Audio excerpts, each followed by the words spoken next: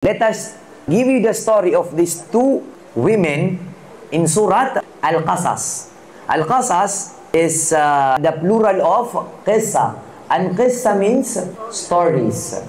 So if you want stories, where do you read it? In the Surat Al-Qasas, in the chapter of stories.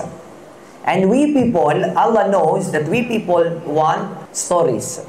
Kaya sa Quran, from the very beginning, sa Surah Al-Baqarah, until the end of the Surah Al-Nas, most of the time, there are many stories.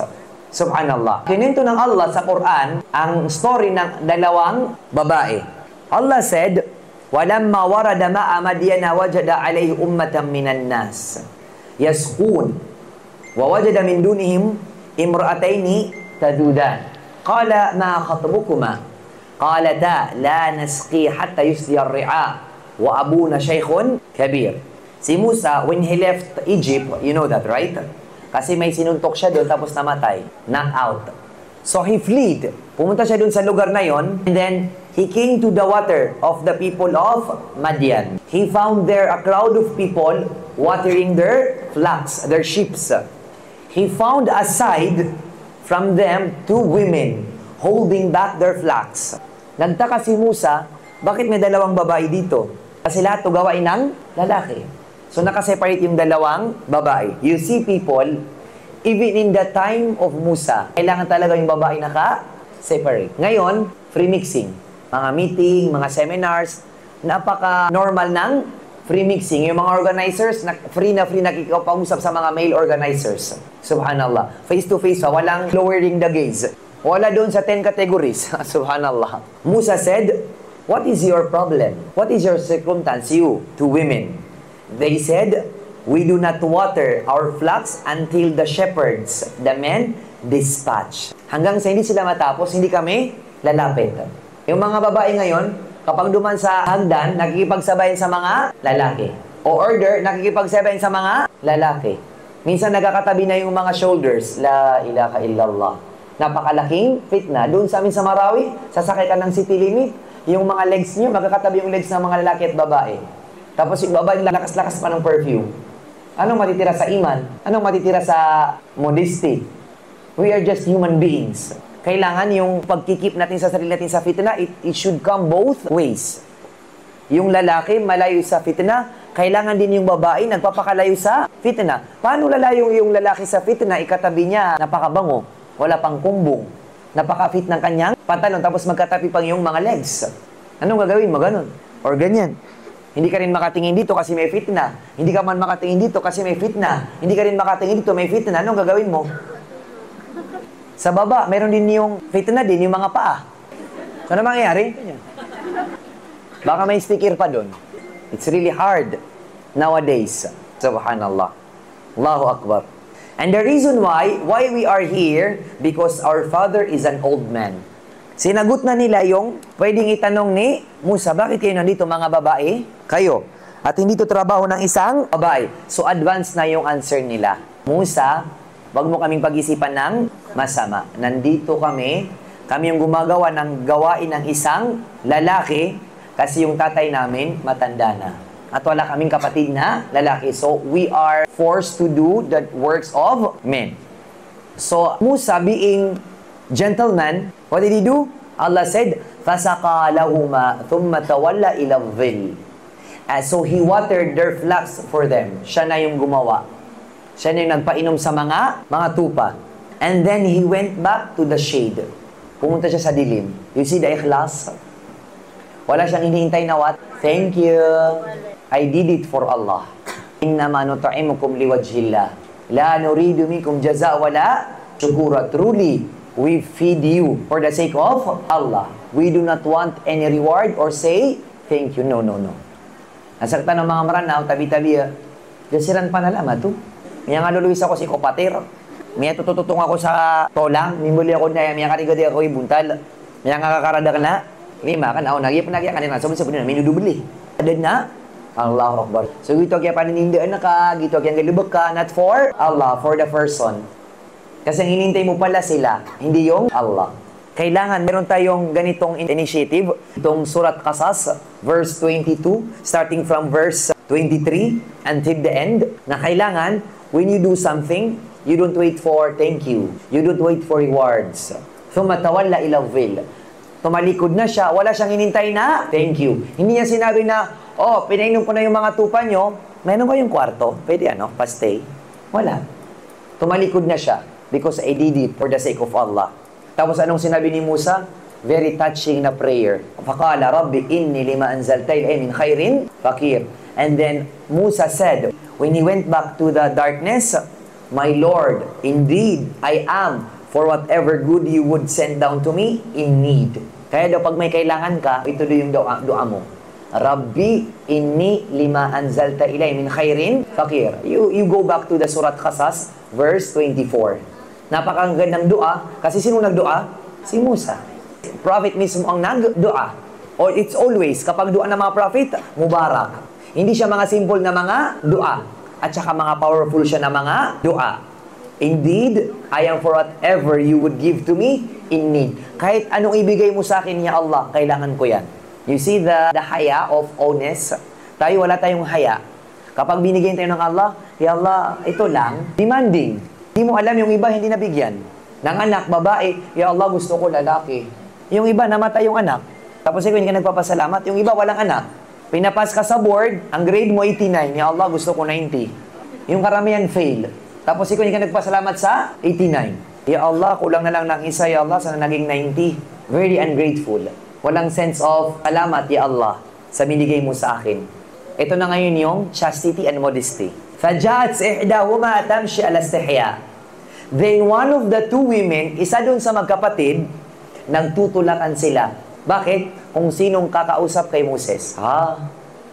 Ngayon, walang tulakan. Tayo na lahat ang pumunta kay Ustad. Then one of the two women came to him. Yung isa sa kanila, walang choice na makipag-usap. Allah said, Tamshi ala istihya, she was walking with shyness. Ya Allah. Paglakad pa lang, may hiya na. Ngayon, paglakad pa lang, wala nang hiya. Subhanallah. Lakad pa lang, punong-puno ng hiya. Ano pa kaya pag nagsalita? Qalat, salita na siya. Inna abi yad'uk. My father invites you. Hindi niya sinabi na you see, kahit sa words, may hiya siya. Pero ang totoo, kasali siya sa nag-invite. Siya yung nagsabi sa tatay niya na, Abi, mayroong tumulong sa amin. I-invite mo siya para siya yung ma-idea nun. Pero sinong sinabi niya? Yung tatay niya. Not to give an assumption to Musa na yung babae may gusto kay Musa. You see? Napakamahiyain. Pati yung thinking na lalaki, iniiwasan niya na mag-isip ng iba yung lalaki. Subhanallah. Inna abi, indeed, my father invites you. Why? Liyajziyaka ajra ma saqaita lana, so that he may reward you for your good deed. She didn't say, come to us, we will reward you, I will reward you. No. My father invites you, so he will reward you. Subhanallah. Sinabi pa ng Allah, فَلَمَّا جَاءَهُ. And when Musa came to the father of the two women, sinabi ng Allah, وَقَصَّ عَلَيْهِ الْقَصَص. He related to him the story. Kinuwento niya na kaya ako na umalis sa lugar namin kasi may napatay ako. At pag hindi ako umalis, papatayin din ako ng mga kamag-anak ng aking napatay. Anong sinabi ng tatay ng dalawang babae? Qala la takhaf. Fear not. Huwag ka nang matakot. We need to have these comforting words nowadays. Kailangan nating magkaroon ng mga tao na comfort ka sa time na you are in discomfort. Kasi ngayon lahat na lang bad news, right? Miya patay kayo, miya patay kaya, bunungan niyang kon. Pwede ba makahanap tayo ng someone na, kadap, nabapenanan, ino kayo mi. Nabapen, baling ka din. Mapipiyasi yung mi, istigpirula. Di nga pipikay, miya kapiyapi, awalay, da kami niyan bungti. Nasa kama muna, sukala ka na ba din? Miya da sa miya kay isa. Na, ito pa nga, padadakadakla, nayakala ka nanay, namimula 99. Nabaka ba miyatay? Si Omi na numanayo sa pinto na nanambiti yan. Ay do. Mata na si Omi na piyakapiyas kami na miyalaklakan. Ibig siya na miyalaklak. Nasa ka mauna, di ka nabaling. Diba? So kailangan natin may kaibigan tayo, may family tayo na yung time na depressed ka, stress ka, in times that you are down, someone that will uplift you. Yan lang mo naging mama, la takhaf. Do not fear. Not fear not. Kaya no to, najawta minal qawmi zalimin, Sinabi ng lalaki, yung father ng mga babae, fear not, because you have escaped from the wrongdoing people. Allahu Akbar. You see? Magagandang mga tao, inside and out.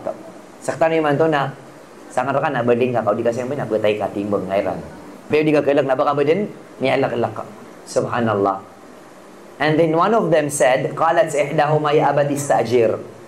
One of the women said, "Oh my father, hire him." All this time, hindi nila alam na si Moses ay propeta. Paano hire? Gagawin mong boy. Yung propeta, one of the 5 greatest prophets. Right? Ulul azmi mina ar-rusul. 5 greatest prophets and messengers. Who are they? Noah, Ibrahim, Musa, and then Isa, and then the prophet, peace be upon them all. Nakasali si Musa. At si Musa, Kalimullah, the one who is talking to Allah directly. You see that? Tapos ngayon, i-hire nyo lang na magwawater ng mga flocks. But Musa alayhi salam is very demure. Yan, napaka-demure niya. Siya daw yung lalaki na hindi nakikita ang kanyang flesh, ang kanyang skin. Kumaga sa time ngayon, laking nakalong sleeve at saka na long neck. Hindi talaga siya nagpapakita ng kanyang katawan. Napakamahiya. Hindi ngayon yung mga babae, walang hiya, tabi-tabi. Buti pa si Moses. Ang sinabi ng mga lalaki, kaya daw yung ginagawa ni Moses, kasi daw, marami daw siyang skin disease. So, tigumara na, pigibulungon si Moses, alayhi salatu wassalam. Kaya daw niya hindi pinapakita ang kanyang skin, katawan. So, one time daw, naligo siya sa batis, sa ilog. Nagubad siya, so wala ng cloth. Nilagay niya kanyang damit doon sa mga stones. Allah ordered the stone to move. You move away from Musa. So Musa was enjoying taking a bath. Little did he know that his clothes were already far from him. So he ran after the clothes. Sabi niya, Miyaka, pwede bang alakan? Ano mangyari? Wala akong damit. So he ran after the clothes. At saka yung pinapaliguan niya, private place, walang nakakakita sa kanya. You see, sana mayroon tayo yung hayaan ni Moses, no? Even an inch, Allahu Akbar. Yakwata na mapiya. Kataguan tanong sa may tuwa, kaya. So he ran after his clothes hanggang sa dumating siya sa public place. Lahat na nakatingin sa kanya. At nakita nila yung kanyang matipunong katawan. So sabi nila, makinis. Wala pala siyang skin disease. Tayo pala yung may disease. Ang ating pag-iisip, ang may disease. So nakita nila, makinis pala. Kasi napakamahihain daw niya. So you see, mahihain si Moses, yung mga babae din dito, mahihain. Allahu Akbar. People of the same color, they meet. Yung magkakapareho, nagkakakita-kita. Sinabi niya, istajirhu, hire him. Hindi nila alam na siya pala ay one of the greatest prophets. But Musa, as we mentioned, very demure, very shameful. And then, the woman said, anong category? Bakit natin siya i-hire? Inna khayra man istajarta al-qawiyul amin. Indeed, the best that you can hire is the strong and trustworthy. Kasi nakita nila yung lakas ni Moses. Ang dalin yung mga bibigat na mga timba-timbang tubig. At trustworthy, kasi kahit mga babae kami, hindi siya nag-take advantage sa aming kahinaan. Trustworthy. You see that? So yun yung dapat na hanapin sa isang lalaki. Being strong and trustworthy. Na hindi siya mag-take advantage. Subhanallah. Tapos, sinabi ng tatay, qala inni uridu an unkihaka ihda ibnatayya hatain ala an ta'jurani 8 hijaj. He said, the father, indeed, I wish you to wed one of my daughters. Pakasalan mo ang isa sa aking mga anak on the condition that you will serve me for 8 years. Yun yung mahar, kumbaga. Sinabi ng mga ulama, anong dua kanina ni Moses? Rabbi inni lima anzalta ila min khairin. Everything that you are going to give me, I need them. Small or big, I need them. Anong connection sa pagpapakasal niya? Kasi, isa daw sa naisip ni Moses is sana magkaroon ako ng asawa. Why? Because I am in a strange place. So, kailangan kasama ko yung asawa ko to help me. So, sabi ng mga ulama, so tinanggap ng Allah ang kanyang prayer at binigyan siya ng asawa. Allahu Akbar. So, sinabi ng mga ulama na isa din sa mga tip doon sa mga lalaki na gustong mag-asawa is magdua ng ganitong dua. So paramihin mo ang iyong dua na ganito at bibigyan ka ng Allah ng mabuting asawa. In the condition that you will serve me for 8 years. And then, sinabi pa ng tatay, فَإِنْ أَتْمَمْتَ عَشْرًا فَمِنْ عِنْدِكَ. But if you are going to complete it to 10 years, it will be as favor or from you. Depende na sa'yo kung gagawin mong 10 years. وَمَا أُرِيدُ أَنْ أَشُقَّ عَلَيْكَ. I do not wish to put you in difficulty. Sana all ganito yung panugangan, no? Yung hindi kanya, pahihirapan. Ngayon, ano yung mga panugangan? Pahihirap, di ba? Pinapahirapan kayong mag-asawa. So sana ganito yung panugangan natin. Wini-wish niya na hindi kayo mahirapan. Di ba? Ilan na yung mag-asawa nang ihiwalay dahil sa mga in-laws, mga panugangan. Subhanallah. And in opposite, meron ding mga mag-asawa na very much close to each other or mas nagmamahalan dahil sa mga panugangan. So you see, nabumatagay pumimili na ka na mapiya karuma, ay pumimili na ka na, ilan nga si umihiyan, may tokobse na rapid fire, may tokobse na machine gun. Eh nung kanap na pamagnaw, bala kong tama na libre, butay ako man. Sa tijiduni, insha'Allahu mina as-salihin. You will find me if Allah wills from among the righteous. In this story, there are many things that we have learned. Ang pinakamalaki is what? The demure, the chastity, the modesty of 2 women. Ngayon, kapag naipon yung mga laki at babae, anong nasa sa inyo ng mga babae? Demure or nakikipagsiksikan kayo? Subhanallah. May mga narinig ako ng mga kwento ng mga babae na napakamahiyain. How I wish na ganito sana yung mga babae nowadays. And how I wish na ito rin yung mahanap na mga asawa ng mga mabubuting mga lalaki. Kasi safe sila. Na kahit wala sila sa bahay, ang kanilang pamilya ay safe. Wala silang pinapapasok na kahit na sinuman na lalaki. At wala silang ini-entertain na sinuman na mga lalaki.